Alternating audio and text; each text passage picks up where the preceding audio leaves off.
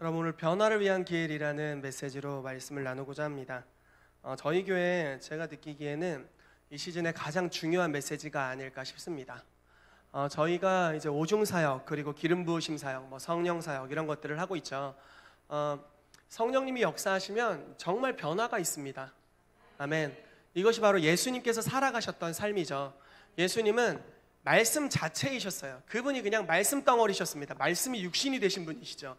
그 원론적인 말씀 덩어리이신 분이 어떻게 사셨냐? 성령으로 살았다라고 말씀하고 있어요. 그러니까 예를 들어 예수님은 계획표대로 사신 분이 아닙니다. 언제 뭐 해야지, 언제 뭐 해야지, 언제 뭐 해야지, 언제 뭐 해야지 이런 식으로 사신 분이 아니세요. 예수님은 언제나 성령께서 하라고 하는 것을 하고 멈추라고 하면 멈추셨어요. 예를 들어 이런 경우가 있죠. 초막절이 되었습니다. 예수님의 형제들이 예수님께 이렇게 얘기를 하는 거예요. 형, 우리가 형을 보니까 유명해지고 싶어 하는 것 같아. 관종인 것 같아, 관종. 그러니까 유명해지고 싶으면 초막절, 명절에 어디 가야 되냐? 성전 가야 된다. 성전 가서 형이 잘하는 거 거기서 해봐. 그럼 형 유명해질 거야. 이렇게 얘기를 합니다. 그랬더니 예수님께서 이렇게 말씀하세요. 너희 먼저 올라가라. 내 때는 아직 이르지 않았기 때문에 나는 올라가지 않겠다. 이렇게 얘기하셨어요. 그러니까 그때까지는 예수님 올라갈 계획이 없으신 거예요. 그리고 형제들이 올라갔습니다. 그런데 갑자기 예수님이 형제들이 가자마자 짐을 싸세요. 그리고 초막절날 성전에 올라갑니다. 이게 무슨 말도 안 되는. 그러니까 뭐냐면 예수님께서는 아버지께서 그걸 하라고 성령을 통해 말씀하시면 그걸 하신 거예요. 그래서 초막절날 성전에 가셨고 거기서 자기가 생수의 근원이신 것을 말씀하시고 자기를 믿는 자는 배에서부터 생수의 강이 흘러날 것이라고 선포하시죠. 예수님의 많은 행동이 이런 식이었습니다. 가나의 혼인잔치 때는 어땠나요? 술이 떨어졌어요. 포도주가 떨어졌습니다. 그랬더니 예수님 어머니 마리아가 와서 예수님께 말씀하시죠. 포도주가 떨어졌다. 그래서 예수님께 말씀하세요. 아직 내 때가 이르지 않았습니다. 나 지금 기적을 행할 수가 없습니다. 지금 아버지께서 허락을 안 하세요. 이렇게 합니다. 그랬더니 마리아가 그냥 예수님 냅두고 그 하인들, 뭐라고 해야 될까요? 잔치집을 섬기는 하인들에게 그가 무엇을 말씀하시는지 해라 라고 하면서 뭔가 분위기를 바꿉니다. 마리아가 무언가 믿음으로 하나님께 지금 반응하면서 분위기를 바꿨어요. 그러니까 성령님이 예수님께 갑자기 말씀하는 거죠. 그리고 예수님이 그 하인들에게 말씀하십니다. 돌 항아리 5개를 옮겨다가 물을 받아서 연회장에게 갖다 줘라. 갖다 줬더니 가장 좋은 포도주가 나왔죠. 자, 분명히 계획이 없는 일입니다. 그런데 예수님께서 성령께서 말씀하시니까 그 일을 행하시는 거죠. 여러분, 하나님의 말씀이 기록되어 있을 뿐만 아니라 이 말씀은 이 땅에 성취되어야 되는 말씀인 줄로 믿습니다. 아멘. 여러분, 성경 읽는 거 너무 중요합니다. 성경을 읽으십시오. 내용 모르면 아무것도 못하니까. 그러나 성경을 읽고 단지 많이 읽는 것으로 끝나는 것이 아니라 이 말씀대로 우리가 살아야 되는 줄로 믿어요. 믿으시죠? 그런데 이 말씀을 살아낼 때 예를 들어 오늘 뭘 지켜 행해야지 이렇게 다음 이거 지켜 행해야지 이렇게 적어서 오늘 내일 순서대로 이런 식으로 사는 게 아니에요. 이런 식으로 사는 게 아닙니다. 어떤 식으로 하는 거냐면 말씀을 읽습니다. 그리고 어떻게 살아야 되는지가 우리의 영에 새겨져 있어요. 그리고 성령 어떤 분이십니까? 성경을 기록하신 성경의 저자이시죠. 성령께서 어떤 말씀을 행하라고 말씀해 주시는 거예요. 그럼 성령을 따라 우리의 제한된 하루의 24시간 안에 성령을 쫓아 그 말씀을 행하는 것입니다. 그럼 말씀이 이 땅에 성취됩니다. 예수님께서 그런 식으로 사셨죠. 저희 교회가 이걸 계속해서 추구하고 있어요. 그래서 우리가 성령으로 사는 삶, 성령을 따라가는 삶을 계속해서 추구합니다. 그래서 성령의 은사들도 목사만 이걸 할 뿐만 아니라 모든 성도들이 성령의 은사를 활용하고 성령 안에 살아가는 일들을 하죠. 그런데 이렇게 계속해서 우리가 성령 사역들을 강조하다 보니까 어떤 부분에 연약함이 보이냐면 저희 교회의 여러 가지 특징 중에 하나가 우리가 성령을 통해서 움직이는 것들, 또 하나는 아주 극단적인 자유로움입니다.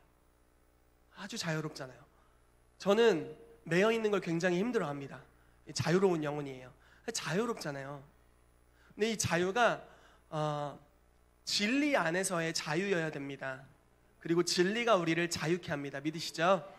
아멘. 우리가 성령 안에서 움직이다 보면은 우리가 내면으로 하나님의 음성을 듣잖아요.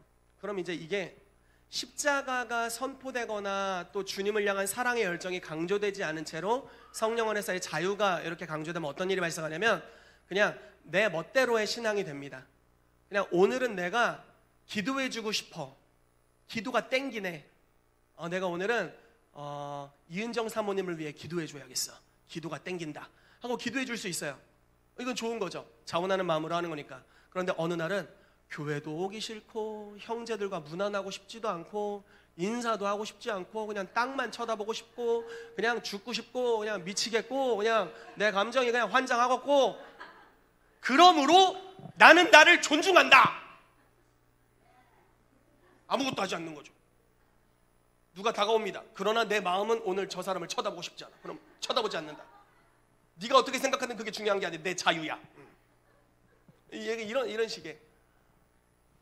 이런 식의 요소들이 우리 안에, 너무 극단적인 표현이지만 이런 요소들이 있는 것들을 발견하는 거죠. 여러분, 그런데 진정한 변화는 우리가 성령을 따라 예수님이 가신 길을 따라가게 될 때 완전하게 이루어집니다. 여러분, 만약에 여러분들의 삶에 하나님의 말씀이 약속이 있음에도 불구하고 아직 그것이 우리의 삶에 성취하는데 굉장한 방해가 있다고 여겨진다면 뭔가 거기에 막힘이 있는 거죠. 그럼 그 막힘은 이층천이라고 성경에 말하고 있는 공중이라고 말하고 있는, 또 다른 말로 분위기라고 말하는 영역을 바꿔야 돼요. 성령님이 역사하시는 분위기로 그 분위기를 바꿔내야 됩니다. 여러분, 성경에 말하기를 믿지 않는 자들은 이 세상 풍조를 쫓고 공중 권세 잡은 자를 따랐다라고 이야기를 하고 있어요. 그 공중 권세 잡은 자가 뭐냐? 불순종의 아들들 가운데 역사하는 영이다라고 말씀하고 있습니다. 즉 사단은 분위기를 장악합니다. 그래서 내가 반항하고 싶어 막 이런 게 아니라 그냥 반항하는 문화를 만들어 버려요. 그럼 그 안에서 그냥 있다 보면 반항하는 게 당연해져요. 이런 식으로 사단이 역사합니다. 그런데 만약에 우리가 우리의 삶에 하나님의 나라를 이루고자 한다면 그 분위기와 역행하는 것이죠. 그 분위기와 역행하게 됩니다. 반대로 가게 되죠. 그럼 당연히 거기서 어떤 요소들이 걸리게 되냐면 문화를 따르고 있는 나의 기질과 하나님의 말씀에 부딪힘이 생기게 됩니다. 거기서 우리가 무엇을 선택하느냐에 따라 길이 갈리게 되는 거죠. 만약에 우리가 우리의 마음을 따라간다면 사사기 시대와 같이 될 겁니다. 자기 소견에 오른 대로 행했다. 그래서 망했다. 이게 사사기의 결론이죠. 그러나 그때 왕이 없었으므로, 왕이신 하나님의 음성을 듣고 거기에 순종하는 세대로 우리가 일어나게 된다면 하나님의 말씀이 우리의 삶에 성취되는데 거침없는 역사들이 일어날 줄로 믿습니다. 아멘. 제가 정말 기대하는 것은 킹스빌리 교회 모든 성도들의 삶에 하나님의 뜻이 이루어지는데 거침없이 이루어지게 되기를 축복합니다. 아멘. 막 복음을 전하고 막 성령 안에서 사역하고 하나님의 나라 운동을 하는데 뭐가 막혀. 그런데 문제가 있어.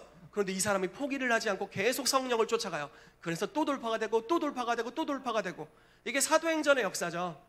사도행전 2장과 3장에 굉장한 기적들이 나타납니다. 그리고 4장에 사도들이 잡혀가요. 4장 5장에. 그래서 예수의 이름으로 도무지 말하지 마라. 말하면 안 되는 거구나 깨닫고 말을 안 했더라. 이렇게 끝난 게 아니에요.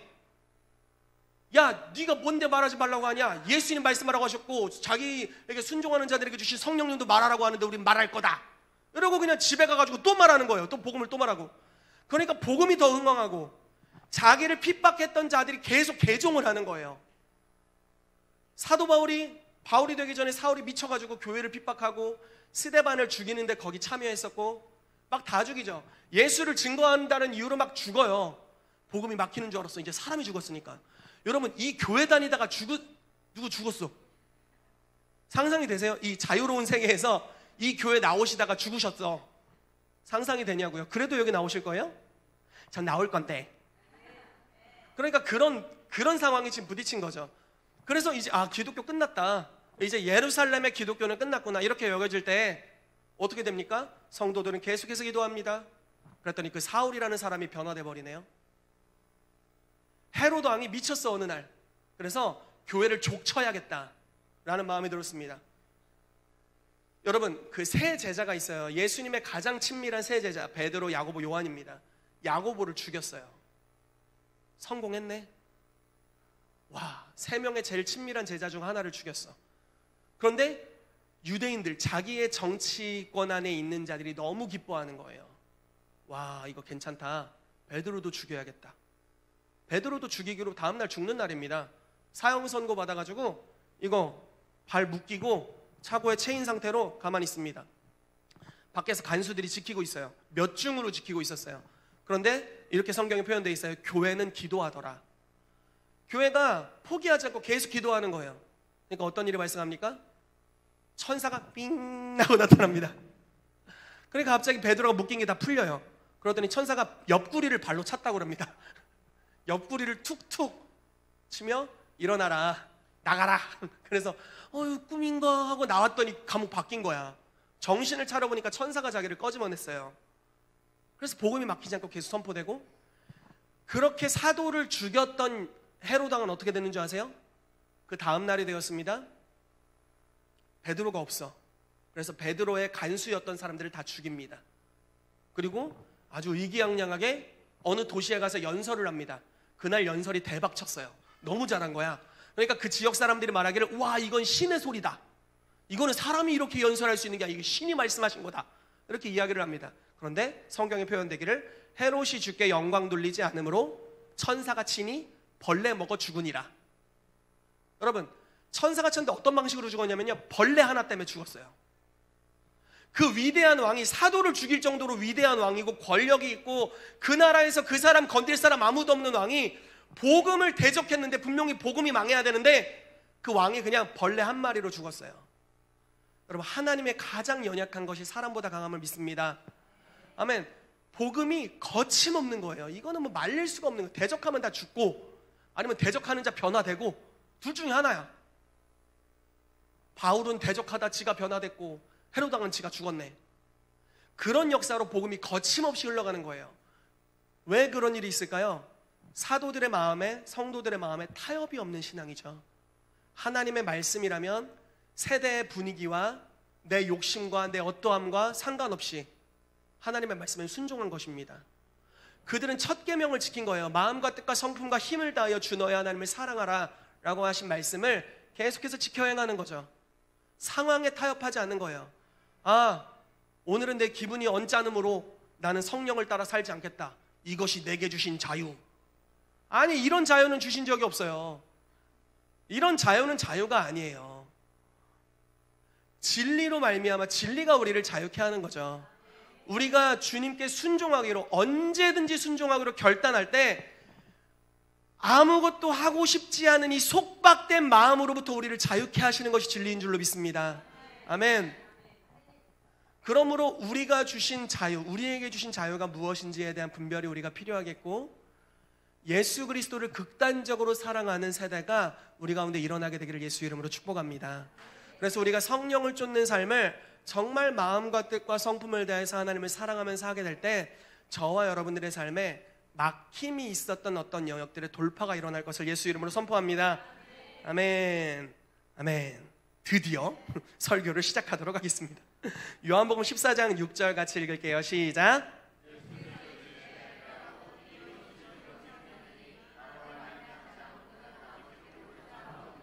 아멘. 아멘. 예수님이 길이요 진리요 생명이십니다.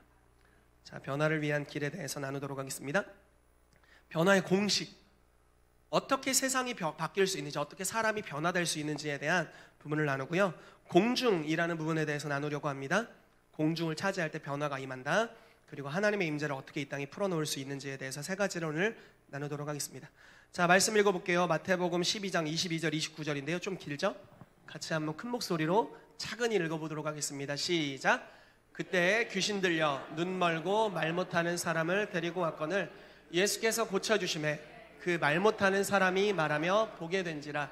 무리가 다 놀라 이르되 이는 다윗의 자손이 아니냐 하니, 바리새인들은 듣고 이르되 이가 귀신의 왕 바알세불을 힘입지 않고는 귀신을 쫓아내지 못하느니라 하거늘, 예수께서 그들의 생각을 아시고 이르시되 스스로 분쟁하는 나라마다 황폐하여질 것이요 스스로 분쟁하는 동네나 집마다 만일 사탄이 사탄을 쫓아내면 스스로 분쟁하는 것이니 그리하고야 어떻게 그의 나라가 서겠느냐. 또 내가 바알세불을 힘입어 귀신을 쫓아내면 너희의 아들들은 누구를 힘입어 쫓아내느냐. 그러므로 그들이 너희의 재판관이 되리라. 그러나 내가 하나님의 성령을 힘입어 쫓아내는 것이면 하나님의 나라가 이미 너희에게 임하였느니라. 사람이 먼저 강한 자를 결박하지 않고서야 어떻게 그 강한 자의 집에 들어가 그 세간을 강탈하겠느냐. 결박한 후에야 그 집을 강탈하리라. 아멘. 자, 스토리는 이렇습니다. 그때 귀신 들려 눈 멀고 말 못하는 사람을 데리고 왔다라고 말하죠. 눈 멀고 말 못하는 사람이 있었는데 원인이 다 그거는 아니지만 많은 원인이 귀신 들림으로 인한 거라고 성경이 이야기하고 있죠. 어쨌든 귀신이 역사에서 눈 멀고 말을 못하는 사람이 있었습니다. 예수님께서 그를 치유하시는데 치유하셨죠. 치유하신 걸 보고 사람들이 놀라서 와, 이거 하나님이 보내신 사람이다, 다윗의 자손이다, 약속된 메시아다 이렇게 외치기 시작해요. 근데 질투한 바리새인들이 이렇게 말하는 거예요. 야, 다윗의 자손이 메시아라서 하는 게 아니라 귀신 왕이 그 사람에게 임해 있다. 그러니까 쫄따구들이 말을 듣는 거야. 네 귀신 쫓아내는 게 아니라 더 큰 귀신 붙은 거다, 뭐 이런 식으로 얘기하는 겁니다. 그래서 이렇게 얘기하니까 예수님이 차근히 설명을 해주십니다. 스스로 분쟁하는 나라마다 황폐하여진다. 사탄이 사탄을 쫓아내면 지들끼리 싸우는 건데 걔네도 머리통이 있다면 그런 짓은 안 한다라는 거예요. 그래서 사단이 사탄을 쫓아낸 게 아니다. 근데 만약에 너희가 나를 믿는다면, 내가 하나님의 성령을 힘입어 귀신을 쫓아내는 것이면 하나님의 나라가 이미 너희 가운데 임했다라고 말씀하시는 거죠. 그러면서 이걸 설명해 주십니다. 사람이 먼저 강한 자를 결박한 다음에 그 집에 들어가서 세간을 강탈할 수 있다라고 말씀하는 겁니다. 자, 여러 가지 이야기를 합니다. 성령이 귀신을 쫓아낸다라는 것이고, 자, 귀신이 떠나가니까 어떤 일이 발생했어요? 눈 멀고 말 못하는 사람이 눈이 떠지고 말을 하게 됐습니다. 여러분, 고린도후서 4장 4절 말씀에 이 세상 신이 믿지 않는 자들의 마음을 혼미케 하여서 그리스도의 복음의 광채가 비치지 못하게 한다라고 말하고 있습니다. 무슨 말이냐면요, 우리가 복음을 전하죠. 예수님을 믿으십시오. 그분이 길이고 진리고 생명이십니다. 지옥 가야 되는데, 여러분, 예수 그리스도를 믿으면 주님의 나라로 주님이 인도하십니다. 그리고 자녀가 되는 권세가 있습니다. 복음을 막 선포하잖아요. 그러면 원래 어떻게 해야 되는 줄 아세요? 우와, 대박! 이게 바로 복음이구나! 바로 영접해야 정상인 거예요. 무슨 말씀인지 이해되십니까? 왜냐하면 예수 그리스도는 복음의 광채이세요. 그분을 선포할 때 정말 내가 여태까지 이걸 몰랐다니 대박, 당장 영접하겠습니다, 이렇게 돼야 이게 정상인 거예요. 그런데 지금 성경에 고린도후서 4장 4절에 뭘 얘기하냐면요, 이 세상 신 어둠의 영이 사람들의 마음을 혼미하게 한다. 그래서 복음을 전하는데 뭔 소리냐? 안 믿겨진다, 뻥치고 있네, 뭐 약간 이렇게 가는 거예요. 그러면서 마음을 미혹시키고 마음을 혼미하게 해서 진리를 믿으면 완전히 변화될 그것을 왜곡시킨다라는 것입니다. 즉, 이 사람을 구원하길 원한다면 이 사람의 배후에, 또는 뭐 다른 여러 단어 회원해 볼게요. 이 사람의 배후에, 이 사람의 공중 2층 전에 이 사람의 영적 분위기에 역사하는 영을 결박해야만 세간을 강탈할 수 있다라고 이야기하는 겁니다. 자, 예를 들어 부부싸움이 있어요. 그럼 거기 물론 하나님 계시겠지만, 이거는 여러분 사람의 죄와 어둠의 영은 아주 긴밀해요. 죄를 짓는 것은 어둠이 역사할 수 있는 재단을 쌓아주는 것과 같은 거죠. 오세요 마귀씨 이렇게 하는 거예요. 죄 졌다 오세요 이렇게 하는 거라고요. 그럼 와! 그럼 어떤 일이 발생합니까? 분위기가 이상해지기 시작해요. 싸우고 싶은 분위기. 오늘 부부싸움은 내가 이길 수 있을 것 같아, 이런 용기, 뭐 이런, 말도 안 되죠. 네. 항상 제가 집니다. 네. 그런데 분위기가 형성되는 거죠. 그러면서 점점 더 악화되어 가는 겁니다. 처음에 싸웠을 때는 내가 먼저 사과할까? 하다가 분위기가 안 좋아지니까 또 싸우기 쉽죠. 두 번째 싸웠습니다. 분위기가 더 안 좋아져. 저놈이 사과하면 이제 받아줘야지. 이제 좀 바뀌는 거죠. 세 번째 싸웠어. 말을 말자. 단절을 선택하게 되고, 4번, 5번 계속 싸우면 이제 꺼띠 따로 살아 이렇게 이제 되는 거죠. 점점 더 분위기가 악화되어 가는 겁니다. 무엇이 역사하는 거죠? 그냥 단지 두 사람의 죄만 왔다 갔다 하는 것이 아니라 이제 그 죄를 기반으로 어둠의 영이 역사하기 시작하는 겁니다. 분위기가 안 좋은 거죠. 근데 예수님께서 어떻게 하길 원하시는 거예요? 강한 자를 결박해라. 배후에 역사하는 영을 결박해라. 그러면 그 영의 다스림 안에 있었던 사람을 네가 구출해낼 수 있을 것이다 라고 말씀하는 거죠. 그런데 보십시오. 강한 자는 어떤 방식으로 결박합니까? 성령을 힘입어서 결박할 수 있다라고 이야기를 하는 거예요. 성령님은 하나님의 임재를 대표하시는 분이십니다. 아멘. 성령이 오시면 하나님의 임재가 이곳에 풀어지죠. 여러분, 그러므로 이렇게 얘기하는 거예요. 너희가 어디를 가든지 성령이 임하시게 할 수 있거든. 너희는 강한 자를 결박하게 될 것이고 그 매여 있는 자들을 구출해낼 수 있을 것이다 라고 말씀하시는 거죠. 이것이 우리 가정에 적용되어야 될 놀라운 진리라고 믿습니다. 이것이 이 온 땅에 적용되어야 될 진리라고 믿어요. 여러분, 성령님은 어떻게 하면 오십니까? 여러분들이 뭘 할 때 성령님이 오세요? 네, 초청하면 오시죠. 또 뭐 할 때 오십니까? 예배할 때 오시죠. 또 어떻게 할 때 오세요? 기도할 때도 오십니다. 그냥 말씀을 읽을 때도 오시고 말씀을 선포할 때도 오시고 그냥 하나님에 대한 뭐든지 할 때 다 오세요. 너무 할 수 있는 게 많아요. 성령님을 이 땅에 모실 수 있는 것이 너무 많습니다. 여러분, 성도끼리 서로 물 한 그릇 대접할 때도 성령님이 오세요. 아멘. 사랑해 라고 할 때도 성령님이 오세요. 우리 옆 사람에게 좀 해볼까요? 사랑해요 이렇게 좀 해봅시다. 네, 처음 봐도 좀 해주세요. 남사시럽지만. 네, 사랑합니다 해주세요 여러분. 아멘. 사랑합니다. 사랑합니다 영재님. 사랑합니다. 네, 남발해도 좋은 진리입니다. 네, 성령 오시는 거죠. 계속 충만하게 역사하시는 겁니다. 여러분들이 이렇게 들어오시면서 저희 아이에게도 문안해 주시고 우리 예나에게도 문안해 주시잖아요. 아이고 이뻐 이뻐. 성령님이 오시는 거예요. 사랑의 나눔이 있는 곳에 그분의 임재가 있습니다. 아멘. 깍꿍 해주실 때 주님이 오시고. 여러분, 지지난주 홍정식 목사님 오셔서 절대 웃길 수 없었던 저희 정광훈 장로님, 그러나 요한이를 그 앞에, 손주를 그 앞에 놓으면 어떤 일이 발생합니까? 자원하는 웃음. 아구 내 새끼. 여러분, 성령님이 오시는 거죠. 자동으로 오시는 거예요. 놀라운 변화가 일어나는 겁니다. 여러분, 성령님이 임하시면 강한 자가 결박된다라고 말씀하고 있어요. 그래서 세간이 늑탈당하고 변화되는 역사가 있습니다. 이것이 변화를 위한 공식입니다. 그러므로 여러분, 우리가 어디를 가든지 그 분위기를 느낄 거 아니에요. 예를 들어 뭐 집에 딱 신방을 가면, 그렇다고 이제 저희를 초대하지 말거나 그러지 마십시오. 집에 신방을 가면 와, 직전까지 싸웠나 봐. 딱 느낌 있잖아요. 와, 우리 오기 직전까지 싸웠구먼. 피투성이 흔적이 있구먼. 느껴지죠. 아무 말도 안 해도 그냥 뭐 영감이 없어도 느껴지는 거예요. 오늘 참 분위기 쎄하다 이런 거 느끼잖아요. 여러분들도 느낄걸요? 만약에 저랑 아내랑 몇 번 이렇게 말다툼을 툭툭툭툭 허허허 이렇게 주고받았어요. 그러면 갑자기 저희 사이에 여러분들이 교제를 하고 딱 들어올 때 느낄 거예요. 싸웠구먼. 아유, 말 좀 조심하지. 싸웠어. 또 말로 싸웠어. 느낌이 오는 거죠. 분위기가 형성되는 거죠. 그런데 그 분위기를 어떻게 바꾸느냐? 성령님이 오시면 분위기가 바뀐다는 거예요.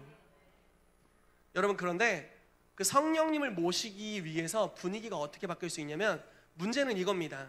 여러분들이 그 분위기의 다스림 안에 있을 때 문제가 있어요. 내 마음이 안 좋거든, 싸워서. 성령님을 초대하려면 용서라는 걸 해야 되는데 싫거든. 성령님을 초대하려면 자기를 부인해야 되는데 싫어. 오늘은 내 맘대로 하고 싶어. 싫은 거예요. 그러니까 그 영과 타협하면서 잠깐의 눌림 가운데 우리가 있게 되는 거죠. 그러므로 변화의 원리가 있음에도 불구하고, 그리고 우리가 성령님을 추구하는 삶을 삶에도 불구하고 어느 정도 내 자아, 그리고 내 안에 있는 수많은 우상들, 그리고 내가 원하는 대로 살고 싶은 죽지 않는 나의 선택들, 배제된 우선순위, 하나님을 우선순위에서 배제하는 일들, 이런 것들로 인해서 주님이 합당한 영광을 받지 못하심으로 그곳에 성령님이 역사하실 수 없다라는 겁니다. 그래서 우리의 삶에 막힘들이 있다라는 거죠. 그러나 우리가 자기를 부인하기로 결단하고 하나님을 극단적으로 사랑하기로 결단하고 주님, 그 어떤 것보다 내가 하나님을 사랑합니다라고 결단하고 주님께 나아가기 시작하면 이 복음의 물결, 성령의 역사를 막을 자가 없게 되는 줄로 믿습니다. 아멘. 하나님이 시작하신 것 사람이 막을 수 없음을 믿습니다. 아멘. 계속해서 말씀 나누도록 하겠습니다. 자, 다니엘서 10장 12절에서 13절 말씀 크게 읽어볼게요. 시작.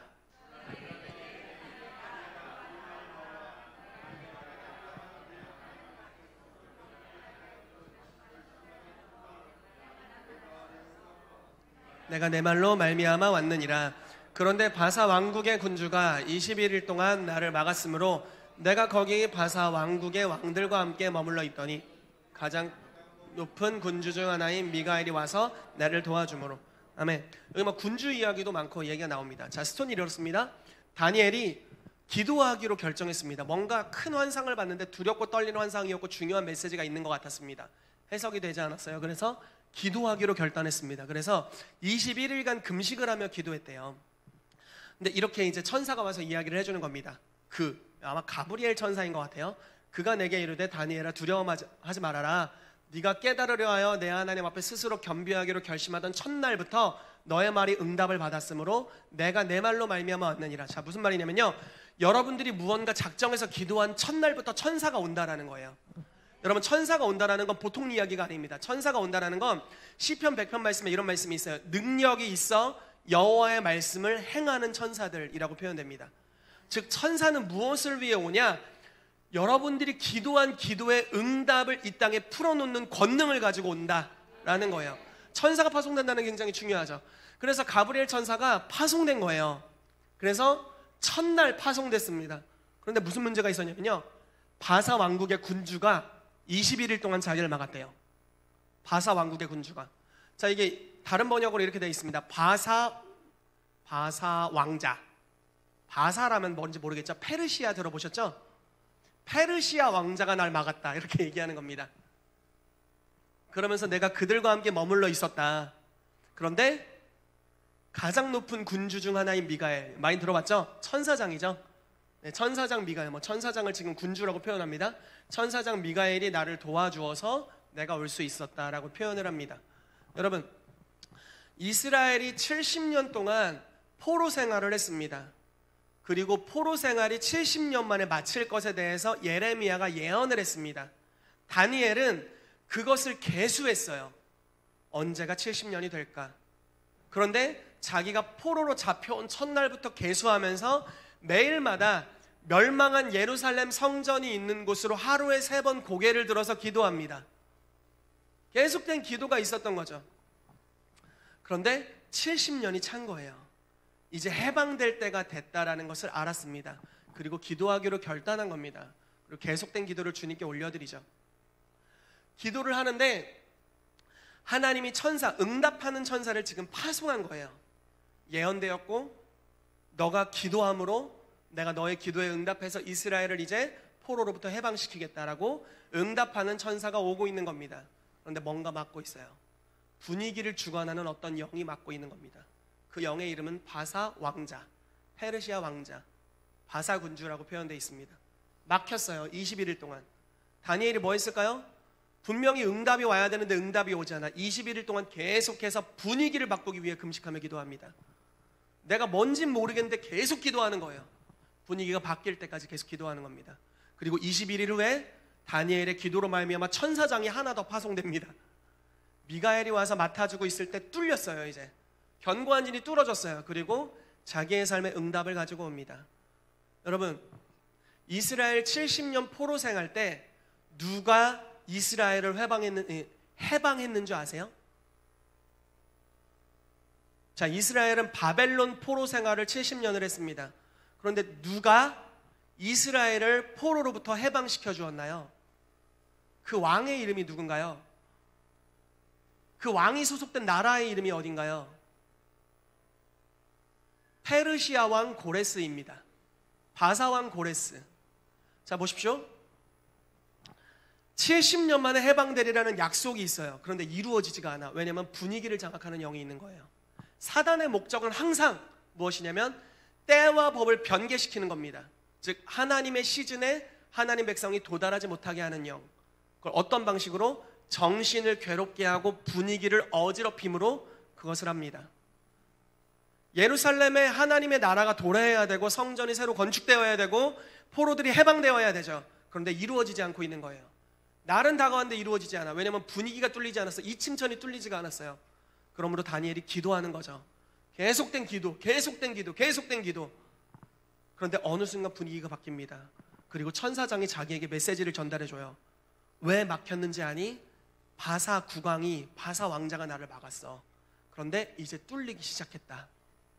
그리고 실제로 페르시아의 왕이, 여러분 되게 신기하잖아요. 페르시아의 왕이 왜 예루살렘으로 이스라엘 백성을 풀어줄까요?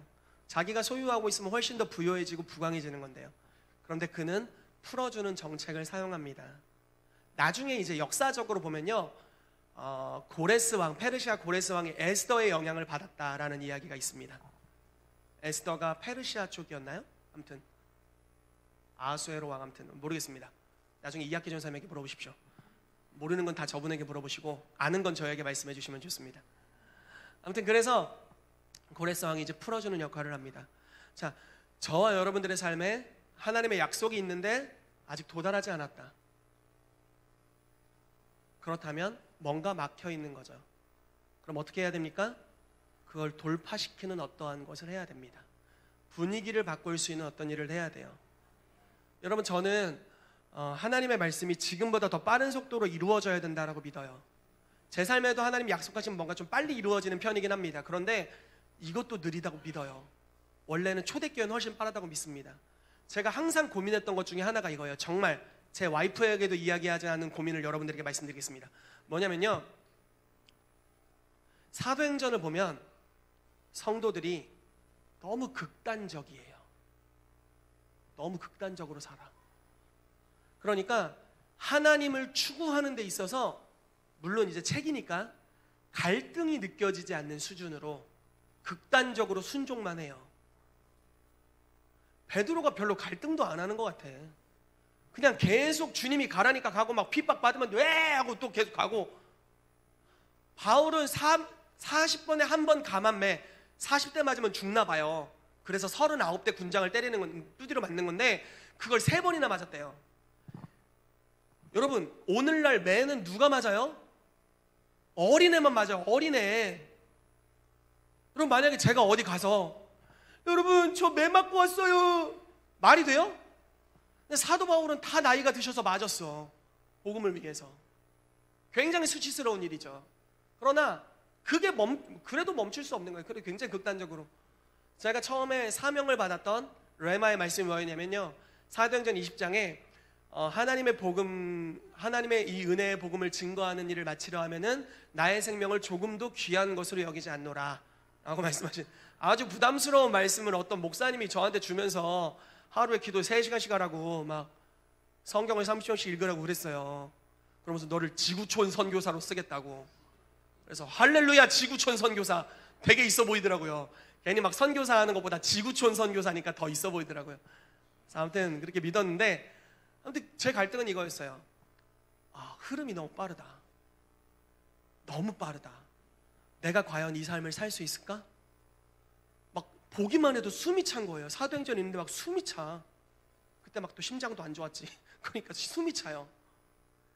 와, 이 삶에 순종하는 스피드로 내가 따라갈 수 있을까? 뭐 살다 보면 이 고민도 있고 저 고민도 있고 이것도 생각하고 저것도 생각해야 되는데 과연 내가 이 삶을 살 수 있을까? 그런데 놀라운 건 뭐냐면 그들의 삶에 성령이 역사하시는 수위가 장난이 아닌 거예요. 그리고 제가 선교지를 가잖아요. 그리고 부흥이 일어나는 곳의 이야기를 듣잖아요. 그러니까 옛날 부흥 말고 오늘날 일어나는 부흥의 처소의 이야기를 듣잖아요. 그러면 그들도 사도행전이랑 똑같은 속도로 가더라고요. 핍박을 받았어. 고민이 없어. 그냥 계속 복음을 전해요. 목숨은 항상 내놨고 목숨은 항상 주님의 것이고 순종하면서 계속 믿음으로 달려가는 거예요. 아주 극단적이야. 타협이라는 것을 찾아볼 수 없어요. 누룩 같은 게 묻어있을 새가 없어. 죄가 묻어있을 새가 없어요. 계속 성령 안에 달려가지고. 제 고민은 이거였어요. 와, 내가 저 속도로 살 수 있을까? 내가 만약에 저 속도로 살 수 있다면 내 삶에 하나님의 응답이 저렇게 빠른 속도로 오게 될 텐데. 굉장히 고민이었습니다. 그러다 까먹었다가 다시 생각났어요. 여러분, 여러분들의 순종의 속도가 지금보다 더 빨라져야 됩니다. 저도 마찬가지고요. 그러면 하나님이 정말 극단적으로 역사하실 거예요. 여러분, 성경을 보십시오. 하나님은 생긴 걸로 차별하신 적이 없어요. 여러분, 감사하셔야 돼요. 거울을 보시면서 주는 외모로 사람을 판단하지 않는구나. 그건 무엇이냐면요, 우리의 중심을 보고 판단하신다라는 거고, 우리가 무엇을 행하는지에 대해서 명확하게 의도를 파악하고 계시고, 정말 하나님의 뜻에 합당하게 행하는 자에게는 성경에 약속받은 자와 동일하게 축복하신다라는 거예요. 아브라함과 다윗과 여러분들을 차별하지 않으세요. 여러분들을 동일하게 사랑하시고 동일하게 축복하길 원하십니다. 어떤 차이냐? 순종의 속도의 차이가 많은 거죠. 사랑의 분량의 차이가 많은 거예요. 여러분, 성경에 기록된, 성경의 믿음의 사람으로 기록된 사람 중에 극단적이지 않은 사람 좀 꼽아서 저한테 알려주세요. 다윗 6걸음에 한 번씩 피를 뿌리는 제사를 드렸어요. 여러분, 제사 이러고 20km인가 30km를 걸어갔어요. 효율성이라고는 전혀 없는 순종, 극단적인 사랑. 이해되세요? 무슨 말씀인지? 언약궤를 예루살렘으로 모시는 데 있어서 다윗이 미쳤어. 하나님이 좋아가지고 6걸음에 한 번. 우린 일주일에 예배 한 번 빡세. 오후 예배만 드려도 우린 엄청 빡세요. 근데 지금 30분에 한 번씩 각을 떠가지고 피를 뿌리면서 옆에서는 찬양을 하면서 하나님을 예배한 거예요. 종일 걸었네, 예배하느라고. 그리고 와서도 지치지 않고 너무 좋아서 춤을 추다가 바지 훌렁 벗겨지고. 극단적이잖아요. 아브라함은 자식을 바쳤다지요? 어떻게 요하나. 네. 제가 나를 바치려나? 다시 생각해 봐야겠는데요. 아무튼 순종의 분량이 다른 거죠. 성령이 역사하실 수 있도록 완전히 올인되어 있는 삶의 모습으로 살아가는 거죠. 그러니까 누군가 그걸 방해하면 그 사람을 뛰어넘고 가는 거예요. 방해하는 세력의 역사가 오면은 그게 얼마 안 있어서 그냥 그 견고한 진이 무너져 버리는 거죠. 댐을 부숴버리는 하나님의 강물이 우리 가운데 찾아오는 겁니다. 거칠 것 없는 하나님의 역사. 그냥 주님 부요하게 해주세요라고 이야기할 필요도 없이 부요함과 영광과 권능이 오는데, 내가 그냥 욕심 부리고 살 그것도 없어. 나는 완전히 받쳐진 인생이므로 하나님의 축복이 마구 흘러들어오고 나는 마구 흘려보내고 마구 흘러들어오고 마구 흘려보내는 삶으로 나아가는 거죠. 이런 거침없는 성령의 역사가 저희 교회 가운데 임하게 되기를 축복합니다. 아멘. 아멘. 뒤에 하고 싶은 얘기를 다 해버렸네요. 너무 멀리 가버렸네. 잠시만요.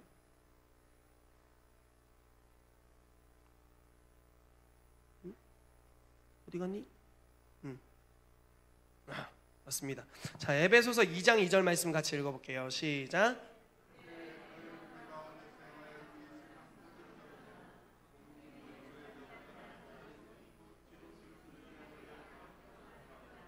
아멘. 아까 말씀드린 말씀이죠. 이 세상 풍조를 공중권세자가 만들어가고 있습니다.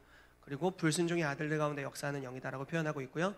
고린도후서 4장 4절, 제가 아까 말씀드렸던 말씀이죠. 그중에 이 세상의 신이 믿지 아니하는 자들의 마음을 혼미하게 하여 그리스도의 복음의 영광의 광채가 비치지 못하게 함이니 그리스도는 하나님의 형상이니라 라고 말씀하고 있습니다. 2층천의 변화가 필요합니다.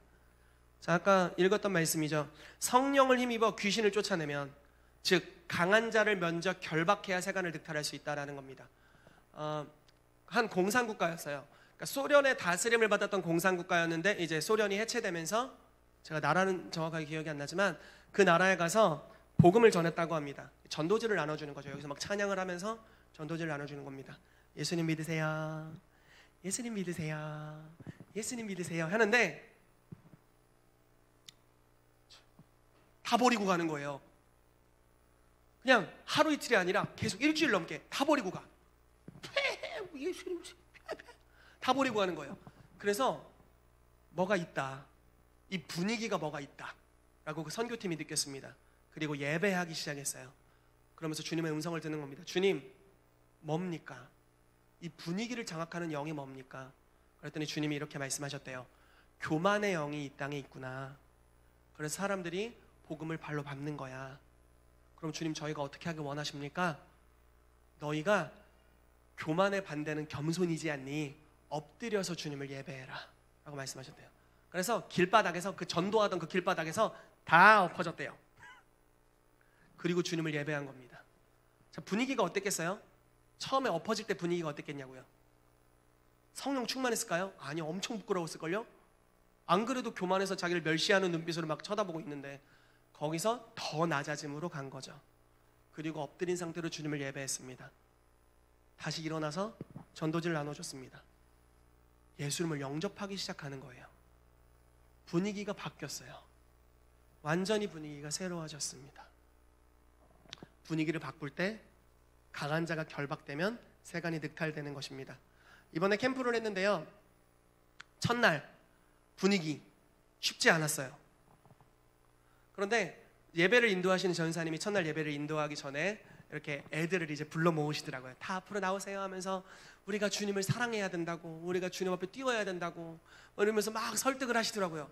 그러면서 찬양하면서 같이 뛰기 시작했어요. 처음에는 뛸까 말까 약간 붙어있는 그 있잖아요. 발끝이 붙어, 이거 보이세요? 이거 발끝이 붙어있는 약간 이렇게 하다가 계속 예배가 되고 메시지가 선포되고 계속 예배하고 계속 독려하고 메시지가 선포되고 하니까 이렇게 조금씩 뜨기 시작하더라고요.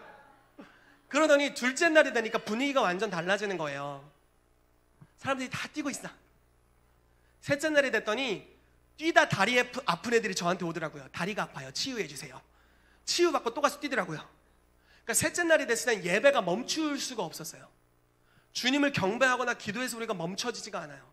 끊임없이 기도하고 끊임없이 예배하고 분위기가 이미 형성됐어요. 성령님이 장악하는 분위기, 삶을 하나님께 드리는 것이 당연한 분위기가 된 거예요.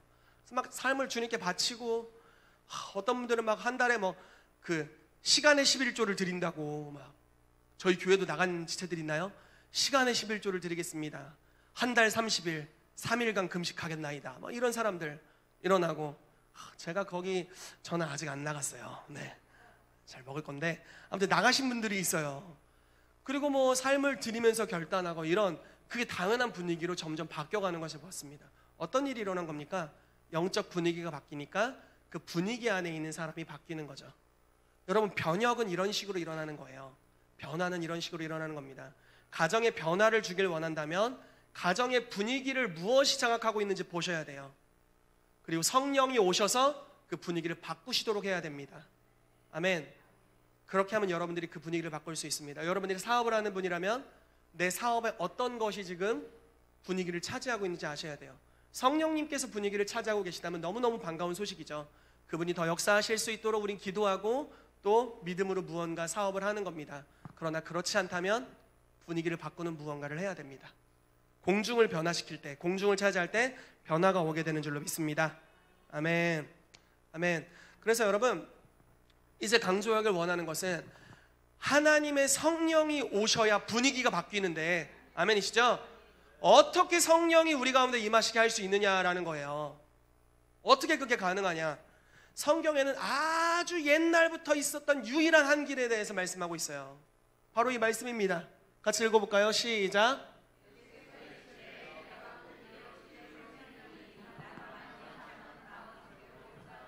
아멘. 예수님께서 길이요 진리요 생명임을 믿으십니까?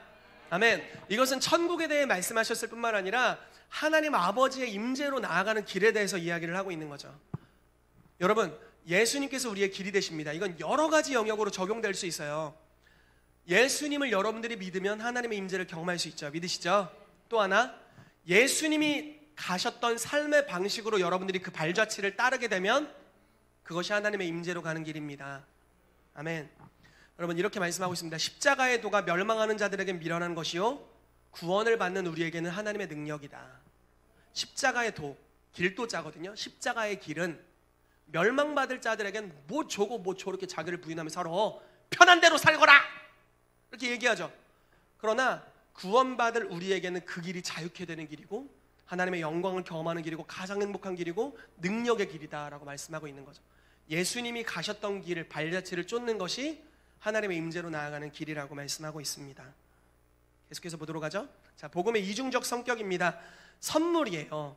에베소서 2장 8절 읽겠습니다. 시작.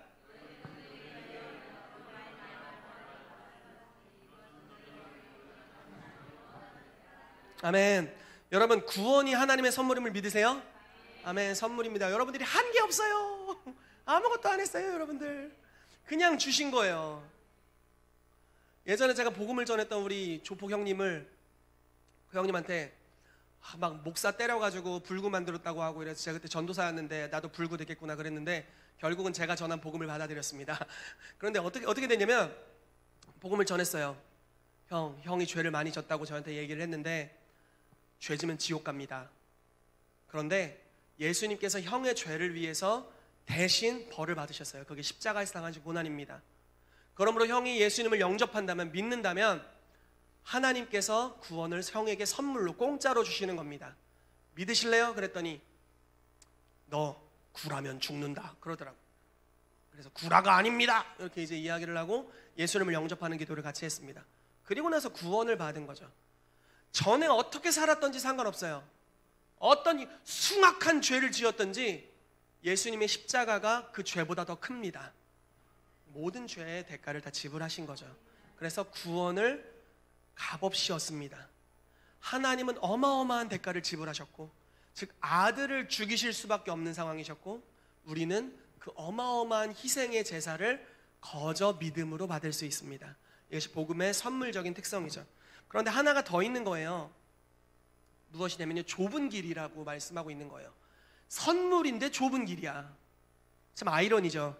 마태복음 16장 24, 25절 같이 읽어볼게요. 시작.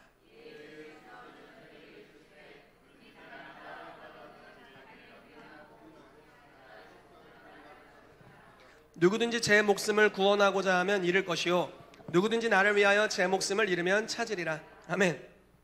여러분, 아까랑 너무 상반되지 않나요? 자, 전에 뭐라고 했는지 볼까요? 선물이다. 선물 받아라. 네 목숨을 구원하고자 하면 잃어버린다. 선물 받아라. 네 목숨을 구원하면 잃어버린다. 여러분, 예수님께서 부자 청년에게 이렇게 말씀하셨죠. 너의 모든 소유를 팔아 가난한 자들에게 주고 너는 나를 쫓으라. 이게 지금 그 친구 구원하겠다고 예수님 말씀하신 겁니다.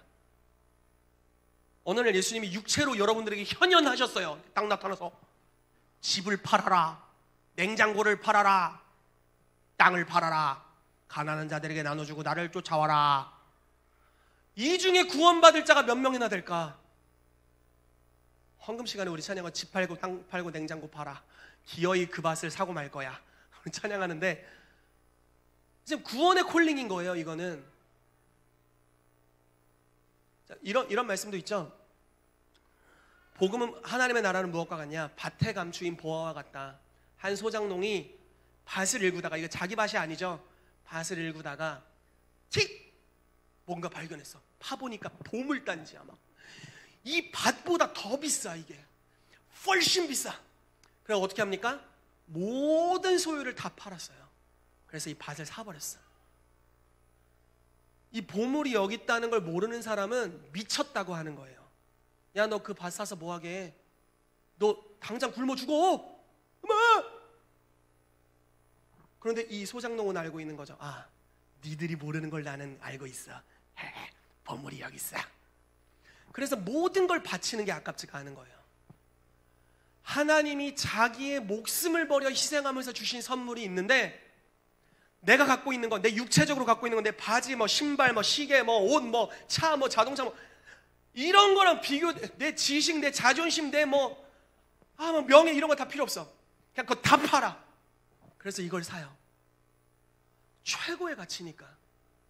너무 완전한 거기 때문에 내가 갖고 있었던 좋은 거라고 생각하는 건, 그 영광을 보니까 이건 진짜 초라하게 그지없어.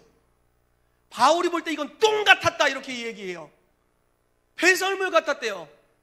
예수 그리스도를 아는 지식이 너무 고상해서 이게 다 배설물 같았다. 그래서 나는 아무쪼록 그걸 얻기 위해 다 잊어버릴 거다. 다 잃어버릴 거야. 난 모든 것을 팔았어. 난 그걸 얻을 거야 라고 선포하는 거죠. 그러니까 좁은 길이죠. 오늘날 누가 이거를 진짜 믿음으로 반응할 수 있을까요? 여러분, 저와 여러분들이 그렇게 되기를 축복합니다. 아멘. 우리의 마음이, 우리의 믿음이 그와 같이 성장하기를 예수 이름으로 축복합니다. 많은 유혹이 있는 거죠. 예수님이 초대하잖아요. 비유를 통해서 혼인잔치가 있다. 임금이 서신을 보내는 겁니다. 신하들과 함께 서신을 부유한 자들에게 막 보냈어요. 그랬더니 소식이 답신이 옵니다. 뭐라고 오냐면, 제가 밭을 샀걸랑요. 밭을 읽어야 돼요. 그래서 혼인잔치에 갈 수가 없습니다. 이렇게 얘기를 하는 겁니다. 어떤 사람한테 갔더니, 제가 소를 샀어요. 오늘날로 말하면 지게차를 샀습니다. 시범 가동을 좀 해봐야겠어요. 그래서 못 갈 것 같아요. 이렇게 거절합니다. 그런 식으로 다 거절했대요. 그러니까 예수님이 어떻게 하십니까? 하나님이 어떻게 하세요?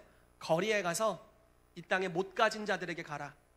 그들은 가진 것이 없기 때문에, 부유하지 않기 때문에 이 완전한 가치를 알아볼 수 있는 눈이 있을 것이다. 가서 다 데리고 옵니다. 그래서 그 잔치집을 채웠다라고 말하고 있죠. 마음이 부유한 자가 하나님의 나라를 소유하기 어렵다. 심령이 가난한 자는 천국이 저의 것이다 라고 말씀하는 겁니다. 선물인데 가치를 알아보는 자만이 얻을 수 있고, 선물인데 자기 목숨을 아끼지 않고 내던지는 자가 영원한 생명을 얻을 수 있고, 선물인데 자기의 명예를 내려놓는 자가 하나님으로부터 오는 명예를 얻을 수 있는 거죠. 생명을 버리는 자가 얻게 된다. 이순신 장군인 것 같네. 네, 생명을 버리는 자가 얻게 되는 역사가 있는 겁니다. 여러분, 하나님이 이렇게 말씀하시는 거예요. 내가 너희 가정에 또는 너희 친구 관계에 평강 주길 원한다. 화목함을 주길 원한다. 그러므로 너가 가지고 있는 100데나리온을 포기해라. 그럼 내가 너에게 1만 달란트를 주리라 라고 말씀하시는 거죠. 내가 저 친구를 용서하는 값어치는 100데나리온. 한 데나리온은 일꾼의 평균 하루 품삯입니다. 뭐 오늘날로 말하면 그냥 10만 원이라고 쳐볼게요. 10만 원도 좀 많은 것 같은데 어쨌든 10만 원이라고 쳐봅시다. 100데나리온 1000만 원입니다. 내가 저 친구를 용서하는 건 1000만 원 정도의 값어치가 한답니다. 그런데 하나님이 우리를 용서하는 것은 1만 달란트의 값어치라고 말하고 있어요. 한 달란트는 6000데나리온입니다. 6억이죠. 6억에 곱하기 1만, 아무튼 1만 6조? 아무튼 대략 따지면 그렇게 되는 거예요. 모르겠어요. 나중에 이 영상을 보고 내가 후회할지 모르겠지만 아무튼 대략 그렇게 됩니다. 그러니까 네가 1000만 원을 포기하면 내가 너에게 6조를 줄게 이렇게 말씀하시는 거예요. 너 억울하지? 힘들지? 그래, 나는 더 그랬어. 그런데 네가 형제를 용서하기를 선택해. 그럼 너에게 더 놀라운 걸 줄게. 네가 용서하는 것과는 비교도 안 되는 용서를 너에게 줄게. 너 너무 낮아져서 힘들지? 그냥 죽어. 그럼 내가 영원한 생명을 줄게. 이렇게 말씀하시는 거죠. 분위기는 안 좋아요. 변화시켜야 될 분위기는 당연히 안 좋아요. 근데 거기서 내가 이걸 선택할 수도 있고 저걸 선택할 수도 있고 하면 안 좋은 분위기에 눌린 우리의 심령에 있었던 우상들이 튀어나오기 시작합니다. 그래, 나 혼자 손해보면 어떻게 사니? 맨날 나만 용서하냐? 저놈도 용서해야지. 이러면서 이제 속사람들이 튀어나오기 시작하는 거죠. 그러나 주님 말씀하시는 것은 좁은 길이다. 가치를 아는 자가 그걸 받는다라고 말씀하시는 것입니다. 그러므로 여러분, 분위기에 순복하지 마시고 하나님의 말씀에 순복하기를 예수 이름으로 축복합니다. 그럴 때 변화의 역사들이 일어나게 될 것입니다. 아멘. 자, 계속해서 나가봅시다. 예배를 통한 임재의 길이 있습니다. 같이 읽어볼게요. 시작. 예배는 하나님의 임재와 영광을 이 땅에 풀어놓는 최고의 길이다. 그 아래 쭉 읽겠습니다. 또한 예배는 하나의 예식이 아닌 삶으로 표현된다. 예배라는 단어의 헬라어 프로스퀴네오라는 하는데 입맞추다라는 뜻이 담겨 있다. 우리를 하나님과 친밀하게 만드는 것은 내면의 감정이나 태도다. 예배는 주일 아침에 찬양하는 것 이상의 것이다. 예배는 우리 안에서 숨솟는 것이며 종일 우리와 함께한다. 하나님께 경배하는 우리의 행위는 곧 그분께 입맞추는 것과 같다. 예배할 때 비로소 우리는 하늘의 영역에 접촉할 수 있다. 아멘. 아멘. 여러분, 우리가 예배하는 것은 하나님의 영광을 이 땅에 임하게 하는 가장 좋은 통로 중에 하나입니다. 그래서 여러분 항상 예배하게 되시길 예수 이름으로 축복합니다. 그러므로 근데 예배라는 것은요, 주일 아침에 우리가 하는 이게 전부가 아니죠. 찬양이 전부가 아니죠. 하나의 표현일 뿐이죠. 그러니까 우리는 늘상 예배할 수 있어요. 입맞추다 라는 단어이고 주님과의 친밀함을 상징하는 것이기 때문에 계속해서 예배할 수 있습니다. 여러분들이 삶에서 선택으로서 예배할 수도 있습니다. 주님, 내가 용서하기를 선택합니다. 이게 예배가 되는 거죠. 주님, 내가 사랑하기로 선택합니다. 이게 예배가 되는 겁니다. 내가 손 내밀기로 선택합니다. 이게 예배가 되는 겁니다. 모든 것이 예배가 될 수 있어요. 그러므로 여러분, 삶의 모든 영역에 예배하시기를 축복합니다. 그럼 주의 영광이 우리 가운데 풀어지게 됩니다. 아멘. 이게 갑자기 일로 가버렸네. 아하. 네. 로마서 12장 1, 2절 말씀 제가 여기 써놨는데 날라갔네요. 1, 2절 말씀에 어떻게 되어 있냐면, 너희 몸을 하나님이 기뻐하시는 거룩한 산 제사로 드리라. 이는 너희가 드릴 영적 예배니라. 그러므로 너희가 이 세대를 본받지 말고 마음을 새롭게 함으로 변화를 받아 하나님의 선하시고 기뻐하시고 온전하신 뜻이 무엇인지 분별하도록 하라 라고 말씀하는 거죠. 여러분, 예배하는 참된 방법 중 하나가 이것입니다. 여러분들의 삶을 향한 선하시고 기뻐하시고 온전하신 뜻이 무엇인지를 분별하십시오. 그리고 그 뜻에 순종하기 위하여 여러분들의 삶을 바치세요. 나의 유익 이런 거 구할 필요 없어요. 그냥 순종하기 위해 삶을 바치십시오. 여러분들이 구하는 것보다 훨씬 좋은 게 옵니다. 먼저 그의 나라와 그 의를 구하라. 그럼 이방인들이 일반적으로 구하는 그 모든 것들도 너희에게 더하시리라. 이게 예수님께서 말씀하신 산상수훈의 내용입니다. 여러분, 하나님의 뜻에 순종하는 삶을 사십시오. 가장 좋은 것이 옵니다. 그리고 여러분들의 분위기가 바뀔 겁니다. 만약에 여러분들이 삶의 모든 순간에 예배자가 될 수 있다면 하나님께서 여러분들을 분위기 제일 안 좋은 곳으로 보낼 거예요. 왜냐면 여러분들이 가면 변할 거거든요. 무슨 말씀인지 이해되세요? 가장 극단적인 상황으로 보낼 겁니다. 그런데 여러분들은 타협하지 않죠. 그리고 예배하는 자입니다. 삶으로 예배합니다. 모든 비진리가 분위기가 되어 있는 곳에 여러분들이 들어갑니다. 그리고 비방을 받으면서도 진리에 있어서 타협함이 없습니다. 진리를 순종하고 여전히 하나님의 이름을 높여드립니다. 그분의 이름이 멸시를 받고 있는데 그분의 이름을 거룩히 여깁니다. 교만한 자들이 수두룩 빡빡해서 어떻게든 나도 조금 더 교만해서 내 이름을 날려야 될 것 같은데 의도적으로 겸손하기 시작합니다. 모두가 용서치 않고 막 때리기만 하는데 용서하기를 선택하는 거죠. 그럴 때 뭔가 분위기가 바뀌게 됩니다. 하나님의 성령이 그 순간 그 분위기에 역사하는 강한 자를 결박할 것입니다. 그리고 그 안에 있는 사람들을 구원해낼 수 있는 역사가 여러분들에게 찾아올 줄로 믿습니다. 예를 들어 여러분들이 몸이 아파요. 병이에요. 병원에서도 별로 글쎄 낫을지 모르겠네요. 이렇게 예를 들어 한 거예요. 그럼 어떻게 될까요? 분위기가 쉽지 않죠. 쉽지 않을 겁니다. 어떻게 해야 됩니까? 이 상황에서 그래, 어쩔 수 없다. 어쩔 수 없다. 하나님도 어쩔 수 없는 게 있을겨 하고 포기한다면 그 분위기를 그냥 질병에게 내어주는 거죠. 의사의 진단이 분위기가 되게 하는 겁니다. 그러나 여러분, 성경에 뭐라고 말하고 있습니까? 하나님은 능히 하지 못할 일이 없다 라고 말씀하고 있고, 믿는 자는 능히 하지 못할 일이 없다 똑같이 표현하고 있습니다. 그리고 동일하게 말씀하시기를 병든 자에게 손을 얹으즉 나으리라 라고 말씀하는 거죠. 그 말씀으로 분위기를 바꾸는 겁니다. 성경에서 말씀하고 있는 모든 치유의 수단을 다 동원하는 거예요. 의도적으로, 아주 의도적으로. 그리고 말씀을 계속해서 말하는 겁니다. 아파. 나는 아파.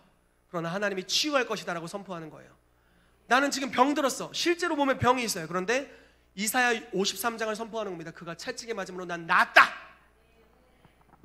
여러분, 제가 존경하는 목사님 중에 케네스 해긴이라는 목사님이 있습니다. 그 목사님이 심장부터 해서 모든 부분이 안 좋았어요. 그래서 3개월인가 밖에 못 산다고 병원 진단이 나왔답니다. 주님이 이렇게 말씀하시는 거예요. 내가 너를 고치길 원한다. 그래서 계속 기도했대요. 주님 치유해 주세요. 근데 어느 날 주님이 이렇게 말씀하시는 거예요. 몸이 아프고 여전히 힘든데 건강한 아이는 아침 9시에 일어난단다. 침대에 하루 종일 누워 있어야 되고 일어날 수 없는 체력이고 몸인데 주님 이렇게 말씀하신 거예요. 몸 그대로 아픈데 건강한 아이는 아침에 9시에 일어나야지 라고 말씀하신 거예요. 그래서 주님, 나는 아프지만 성경에서 난 건강한 아이라고 했으니까 일어나 봅시다 하고 일어났어요. 아파서 넘어졌대요. 그리고 다시 몸을 위에 잡고 일어나는데 갑자기 전류가 오더래요. 그리고 치유됐습니다. 그 목사님이 장수하셨어요. 여러분, 상황은 병들었으나 성경은 나았다고 말하니까 상황이 아닌 성경에 순종한 것이죠. 그러니까 강한 자가 결박되는 거죠. 분위기가 바뀌는 겁니다. 치유의 성령이 임하시는 겁니다. 여러분, 모든 부분에 적용이 가능합니다. 전 이 교회가 더 극단적이어야 된다고 믿습니다. 아멘. 주님을 향한 극단적인 사랑의 표현이 많아지기를 축복합니다.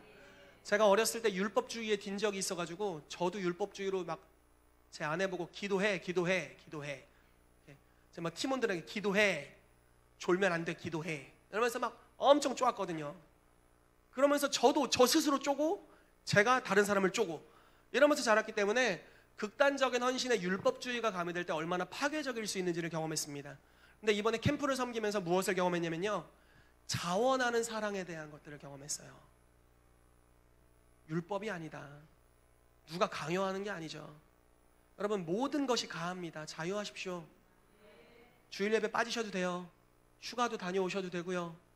여러분, 가끔 화가 나면 용서를 내일 할 수도 있어요. 오늘 안 할 수도 있고. 그러다 주님 오시면 오늘 지옥 가겠지만 아무튼 그건 내 책임이 아니고요. 근데 그건 뭐 여러분들이 책임이고, 아무튼 가는 모든 것이 가합니다. 그러나 모든 것이 유익한 건 아니다 라고 말씀하고 있죠. 주 예수께서 여러분들을 자유케 하셨습니다. 믿으시죠? 모든 율법의 멍에로부터 자유케 하셨어요. 그러므로 성경이 말하기를 너희는 자유하게 된 자로서 사랑으로 서로에게 종노릇 하라라고 말씀하고 있죠. 여러분, 우리의 사랑은 우리의 행동은 사랑으로 수행하는 종으로서의 행동입니다.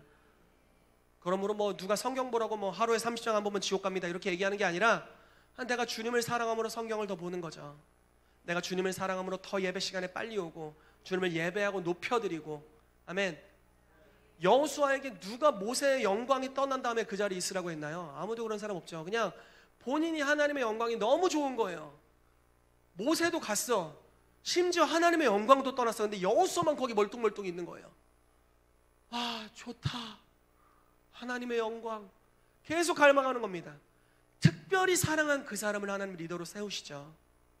특별한 갈망이 있는 자. 다윗을 하나님이 리더로 세우시고 특별한 갈망함의 사랑을 가진 자들을 하나님께서 세우시는 겁니다. 여러분, 자원하는 사랑이 이 교회에 일어나게 되기를 예수 이름으로 축복합니다. 이제 마무리하도록 하겠습니다.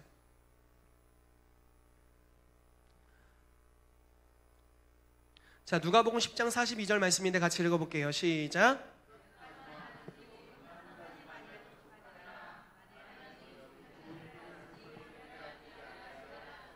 아멘. 이 말씀은 사실은 이런 내용입니다. 예수님께서 마리아와 마르다의 집에 오셨는데 마르다가 반찬을 여러 가지를 차리느라 분주했습니다. 그랬더니 이제 마르다가 하도 분주하니까 예수님한테 이야기를 하는 거죠. 예수님, 진짜 제가 고생하는 거 보이시잖아요. 진짜 아니, 리더가 됐으면 그 정도 눈치는 있어 주셔야지. 우리가 얼마나 고생하고 있습니까? 마리아 저 일도 안 하고 저 은혜만 받으려면 저 똥꼬 같은 놈 저거, 예? 쟤 좀 데려다 일 좀 시키세요. 예수님을 혼내고 있었어요. 실제로 원어적으로 예수님을 혼내고 있었다라고 표현되거든요. 그러니까 예수님이 이렇게 말씀하시는 거예요. 몇 가지만 하든지 반찬 하나도 돼. 그게 지금 중요한 게 아니야. 그런데 마리아는 좋은 편을 택하였어. 네가 못 뺏어가. 네가 아무리 얘기해도 이 친구의 자리는 내가 지킬 거야. 이 친구는 여러 분주한 일들보다 내 발 앞에 머물기를 선택했어. 이건 아주 좋은 거야. 그러므로 이 자리는 결국 빼앗기지 않을 거야 라고 선포해 주신 거죠. 그리고 나중에 어떻게 됩니까? 모두가 예수 그리스도의 십자가를 부인하고 있을 때 예수님께서 나 십자가에 못 박혀 죽을 거다 라고 말했더니 베드로는 말하기를, 주여, 절대 그런 일은 일어날 수 없습니다. 당신이 죽으면 수제자인 저도 죽을 수도 있으므로 절대 그런 일이 일어나서 안 됩니다. 속마음으로 이렇게 얘기한 거죠. 아무도 예수님 십자가 못 박는 걸 기뻐하지 않았어요. 왜냐하면 따르던 제자들은 다 정치적인 메시아를 바라봤거든요. 자기들도 다 죽으니까. 그럼 절대 기뻐하지 않았죠. 그런데 마리아만이 십자가로 가시는 예수님에 대해서 향유 옥합을 깨트립니다. 그리고 성경에 이렇게 표현되어 있어요. 저가 나의 장례를 예비했다. 제자들아, 너희 누구도 내가 복음의 핵심적인 진리인 십자가를 너희에게 이야기해주고 있는데 아무도 너희가 반응하지 않았지. 그러나 저희 여인을 봐라. 좋은 편을 택하였고 오직 나만 바라보고 있고, 그러므로 내가 가장 필요로 하는 일에 저 여인이 힘쓰고 있다. 그러므로 복음이 선포되는 모든 곳에 이걸 증거하도록 하라라고 말씀하시죠. 여러분, 좋은 편을 택하시기를 축복합니다. 하나님 발치에 머무는 것을 선택하시고, 언제든지 여러 의견들이 있을 때 저는 이렇게 했으면 좋겠어요, 저는 저렇게 했으면 좋겠어요 라고 이야기할 때 저는 주님의 뜻대로 하고 싶습니다 이렇게 말하게 되시기를 예수 이름으로 축복합니다. 아멘.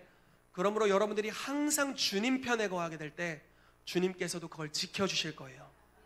빌라델비아 교회를 향해 주님 말씀하시죠. 너희가 주의 뜻에 순종했으므로, 믿음을 지켰으므로 내 성전의 기둥이 되게 하겠다.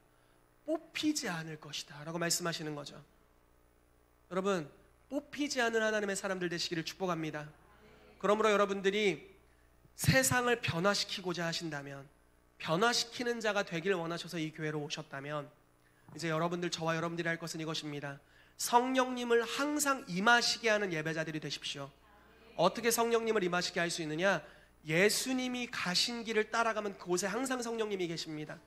그것이 바로 삶을 드린 예배자의 삶이고 하나님의 뜻에 순종하는 삶입니다. 그러므로 우리의 여러 선택지에서 항상 하나님을 선택하게 되시기를 예수 이름으로 축복합니다. 그렇게 될 때 여러분들의 삶의 영적 분위기는 항상 천국이 될 것을 믿습니다. 같이 기도하도록 하겠습니다.